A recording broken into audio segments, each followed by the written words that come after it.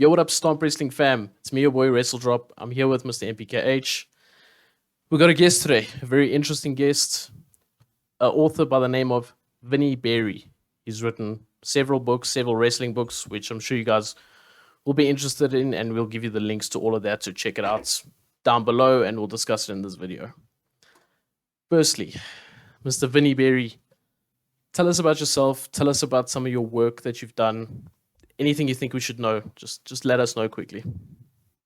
About 12 years ago, I started writing for boxing and MMA, and I was doing that for several, every week, every weekend here in the state of Texas. And some promotions started drying up, I guess in about 2015, 2016. And I still wanted to continue writing, and at that time I was doing a lot of websites for other people and other entities. And so my wife was like, look, I don't care if you do it, because writing takes a lot of time to do that. You're going out of town and you're and all that stuff. And she said, I just want you do it. You set up your own, you be your own boss. And so I set up I told her I was going to do wrestling now. I switched gears from boxing and MMA, and I had a few wrestling contacts. I started reaching out to wrestlers. I just started reaching out to wrestlers in my state, started writing short stories about them. And as I was doing that, that was in 2017. As I was doing that, I came across some people in Texas from World Class Championship Wrestling that Lance Vo Erich's name would come up from time to time.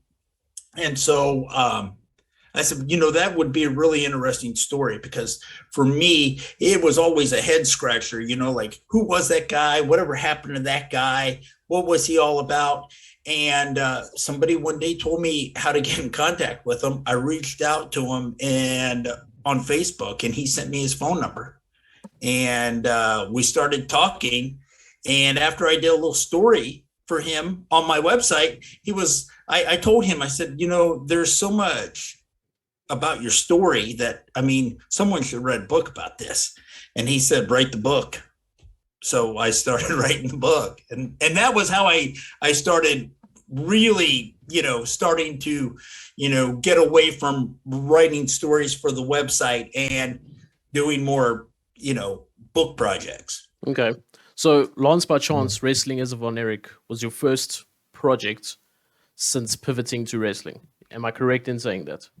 Right. Away from my website where I was writing stories and short stories. I probably wrote about 40, 50 by the time I got to, by the time I got to Lance, I was probably, a good stack of stories. So where can people find literature right there?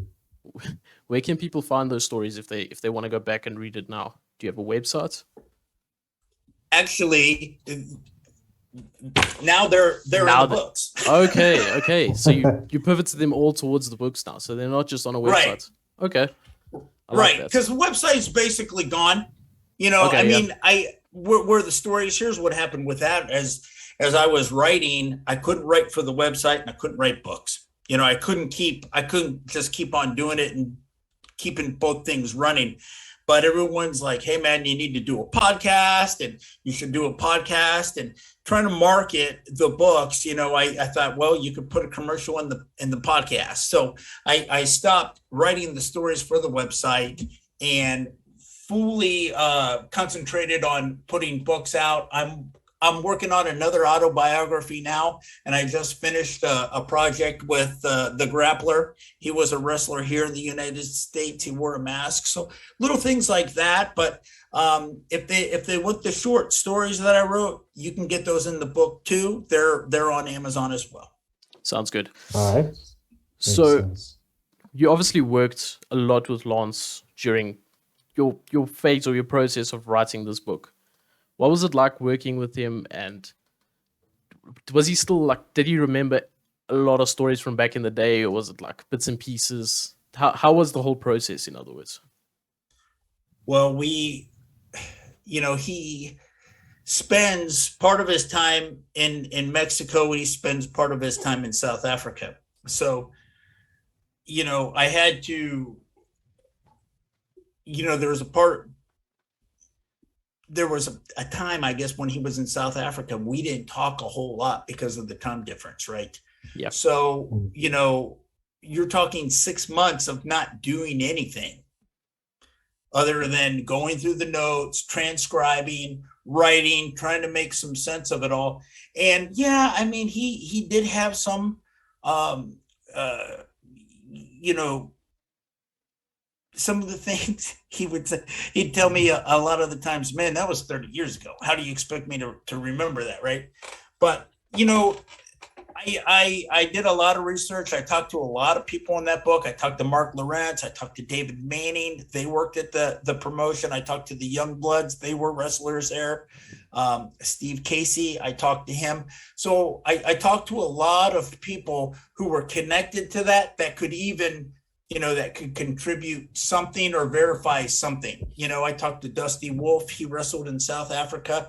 Jeff Bearden, he wrestled in South Africa as the Giant Warrior. And he's got a book out too, The Man Behind the Makeup. So there's a lot of people that contributed to the book to help me with that. But the process was long. I think I had the notes for about 9 months or a year before I started writing. That's crazy. All right. All right. So I got a question for you. So this is shying away from all the Arthur's, your career as an author. So let's get to you as a wrestling fan. So us wrestling fans come from different generations. Wrestle Drop and I were born in the Ruthless Aggression era. So, and I'm assuming you were around the golden era. So can you tell us who was your favorite wrestler in the business and who you think was the biggest wrestler, even though that's we know the obvious answer there. Well, so who is your favorite? Well, okay. When you say the golden era, I would call it like the territory, right? The territory era, the 80s. I don't know if I'm old enough to be in the golden era, but they're all right. Fault. Yeah, I would call it the territory era, right? Where I grew up watching World Class, right? The Vo Erichs, the Freebirds, Ric Flair came in there a lot. That's when they were still attached to the NWA. I like Ric Flair. I like Harley Race. I think Harley Race was just this. What a walking advertisement for a tough guy, right? I mean, I've heard lots of stories over the years about how much of a tough guy Harley Race was. So that makes perfect sense that you say that. Yeah, and also too, somebody who I really really enjoyed wrestling. I'm not a big high flyer guy, but the Tiger Mask. I don't know if you guys ever go back and watch those matches with was it Dynamite Kid? But Dynamite Kid or Davey Boy, I can't remember. But the Tiger Mask wrestled one of those two gentlemen, and let me tell you, those matches were off the charts. So it's moments and it's classic things that the match with Sasha Banks and Bailey. I don't know if when they were in NXT and Bailey won the NXT title for the first time. Oh yeah. I can't tell you how many times I watched that match. Great match. Great match. It was a great match. And so there's things like that. So, I love wrestling today. I love wrestling, but I grew up in the territories were what dragged me in, Bruce Brody and Ric Flair. Which was a completely different time to what we got nowadays. It's completely different wrestling world, and I love listening to and reading stories from those times. So I'm quite excited to read your newest book and stuff like that. Let's get back to the Lance by Chance. So Lance was obviously not an actual Vo Erich. We know this. He was brought in as a cousin of the Vo Erichs, if I'm correct. Do you think, you've probably touched on this in your book, but I don't want to just go straight in and reveal all the things that happened in your book. Was it difficult for him? Exactly. Was it difficult for him? Because obviously the Vo Erichs were like the big thing in Texas. Do you think it was difficult for him? Does he touch on it to like join in this Vo Erich family and a whole change of pace from, his stuff in Portland to now his work in Texas? Well, he talks about in the book that by the time that he got the call to come down to Texas, by being, and he's already up in Portland at this time, when they gave him the call, he clearly says that he wasn't ready. He thought that maybe he needed another year to come down because he was wrestling with the Von Erichs, the guys who'd probably been doing it since they were 5 years old in their living room, That's crazy. All right. Also, so for my generation of wrestling fans, we are very much aware of the Von Erich name in pro wrestling. And with your book, do you think that it can further make us understand more about the Von Erichs and their magnitude in the business? Oh, absolutely. And I think also too, what the book does a really good job too is kind of explaining how the wrestling business ran back then. And it talks about, why they did certain things, why they put the belts on certain people. As you know, they put the NWA world title on Kerry Von Erich, and he only held it for 3 weeks. And, a lot of people say that the reason why was, they were concerned about the way he would represent the title, and he wasn't reliable. And that's one of the things that the book talks about is really kind of how unreliable the Von Erichs were. And I don't know if that came because their dad owned the promotion and they had this thought that, hey, I could do whatever, but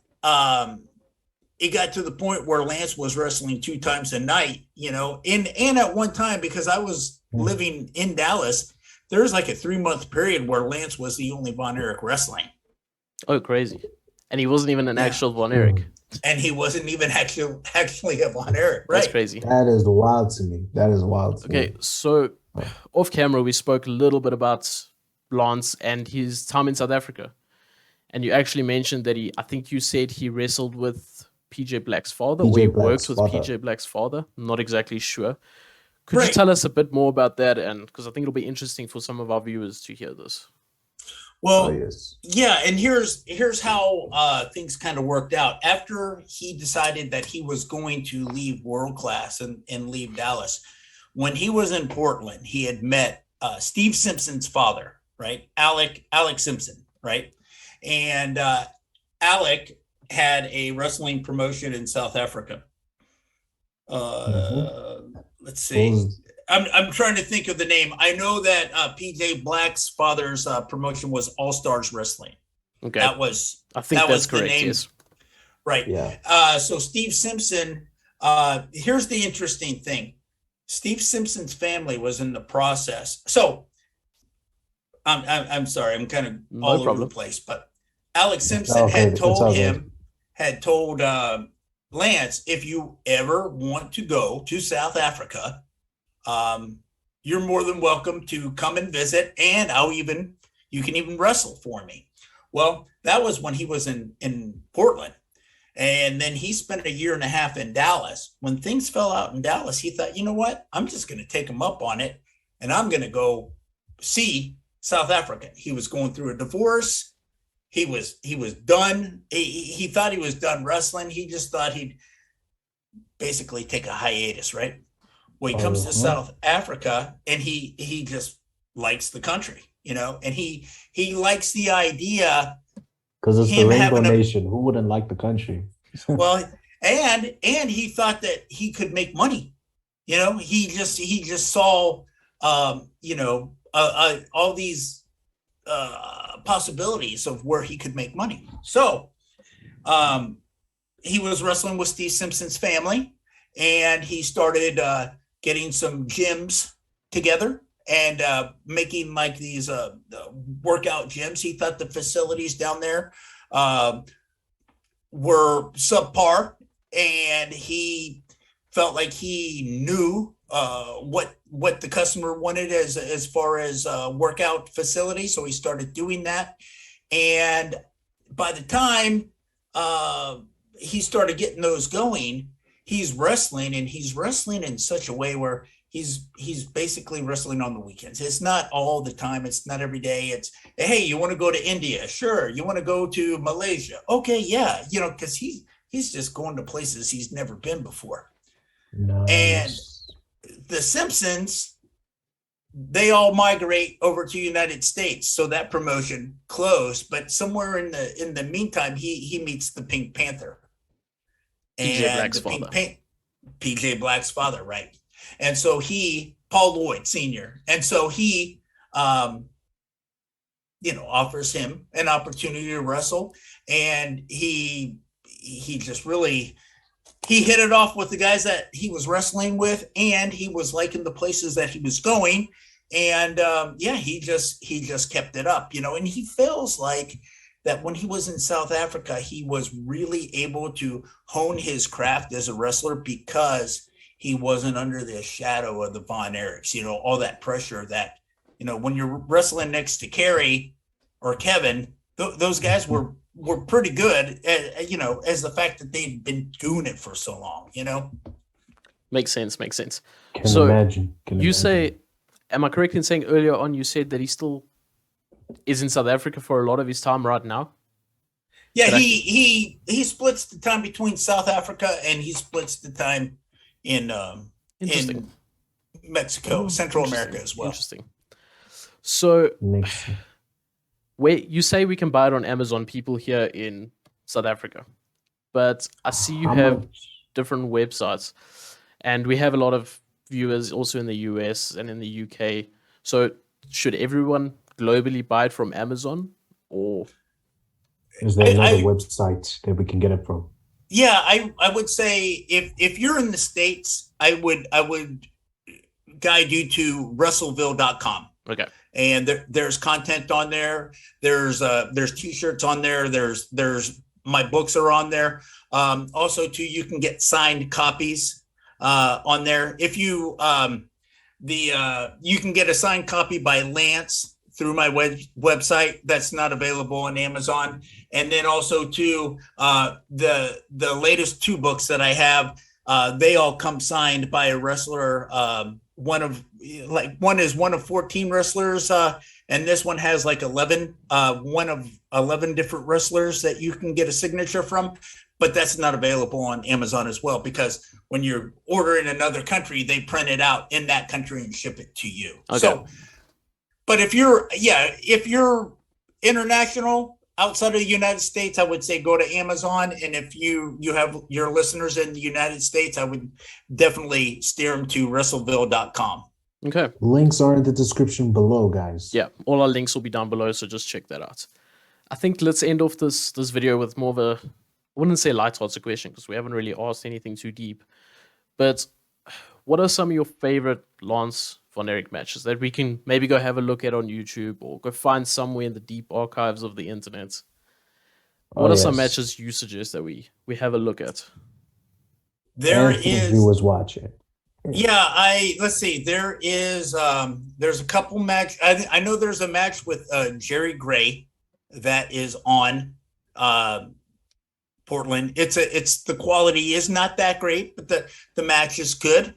And that was one of his favorites as well.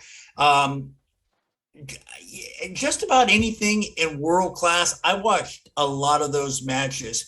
Lance doesn't get the credit for wrestling. A lot of people in Texas, they pretty much boycotted him because, he was a fake Von Erich. They don't include him, right? They just eliminate. Matter of fact, Texas wrestling fans want to kind of erase the fact that, he wrestled with the Von Erichs for 1.5 years. Oh, crazy. And it is crazy. And you know what? Yeah, I heard the Texans are pretty hostile towards him because he's not a Von Erich. So. Right. Yeah, absolutely. And you know what? To me, and a lot of them say that they'll say he was a terrible wrestler.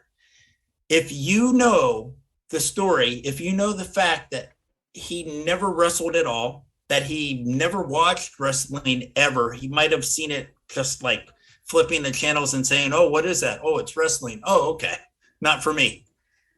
This is You're why we talking read books. yes, and now, when I go back and watch his matches, there's one on there with Gino Hernandez, I think is really good. There's one on there with Michael Hayes, I think is really good. Anything with him and the Von Erich brothers, I think is really good. I thought he had a lot of good matches with Buzz Sawyer and Matt Bourne. So I think when I go back and I look at these matches, knowing that he had no real wrestling training until he was like 25, and they rushed him, and you see him wrestling in Texas and carrying the promotion the way that he did. I thought he was pretty good. Okay. We'll definitely Okay. have those, or check out those videos. I think that's us for today. All the links will be down below, guys. Go check out the book. I'm sure it's great, or yeah. I know for a fact it's great. So go check it out. Go check out the other 2 books as well, and the one that's just been released. And yeah, guys, thank you, Vinny. Thank you for this interview. It was great. Had a good time hearing your stories. I'm sure the stories Also, are even better in the book. So we'll definitely have a look at that. Also, don't forget to follow Vinny Berry on his Instagram. His link is in the description below as well. Yeah, follow all And the if you did socials. enjoy this video, Go for it. Well, I didn't want to cut you off, but I do want to say, there is a lot of chapters that are on South Africa, and they touch on things that happened to him there, how he was running business over there, some of the things that he got into, and some of the people that he met over there. And I think a lot of people will enjoy seeing the names of Steve Dibbs and the Giant Warrior, Dusty Wolf, who went over there, the Barbarian, even Kamala. Kamala was on a train with him. That a bomb. There was a group that had a mosque that was blown up, and they actually targeted these wrestlers for revenge a year after that mosque blew up. And that story's in the book. And that's one of the things I want to share, that there's a lot of wrestling in there, but there's a lot of behind the scene things that happen that I think, I've known some non-wrestling people that have read the book, and they were pretty impressed, because it does go in different, it's just not wrestling in the ring. It's these guys' life story and what they experienced. That's great. That's great to hear. You want to hear the stories from behind the scenes as well, because wrestling was a different world back then. The things the wrestlers went through was a whole different world. The shit they got up to, sorry, excuse my French, but the stuff they got up to, I think was just crazy compared to nowadays. Yeah. So I think wrestling back then was very wild, and the book will even explain it. Yeah. You guys should give a read. So yeah, if there's anything else you guys want to add, I think that's it. All right. Anyways, thank you yet again, Mr. Vinny Berry, for taking your time and talking about the book with us.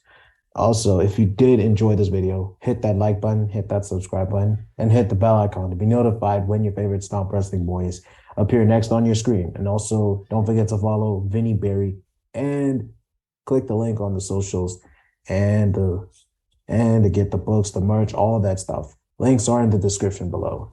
Thank you guys yet again for watching your video. We are out. Peace.